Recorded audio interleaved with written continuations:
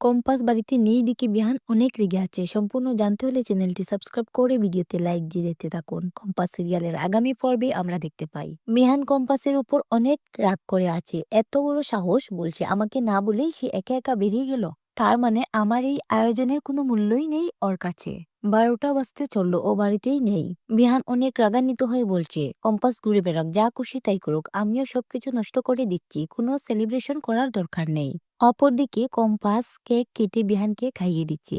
বিহানও কম্পাসকে খাইয়ে দিচ্ছে। কম্পাস বিহানকে বলছে, আমার সঙ্গে আলাদা করে জন্মদিন পালন করবেন বলে এতক্ষণ আপনি অপেক্ষা করে আছেন, এই সুন্দর সময়টা আমি নষ্ট হতে দেব না। তারা দুজনেই অনেক আনন্দ করলো। পরের সিনে মোনালিসা মাহির সাথে ফোনে কথা বলছে, অনেক রেগে। বলছে বিহান আর কম্পাস একসাথে ফুলসজ্জা করতে পারে না, তারা একসাথে একই ঘরে থাকতে পারে না বলে মোনালিসা কান্নাও করছে।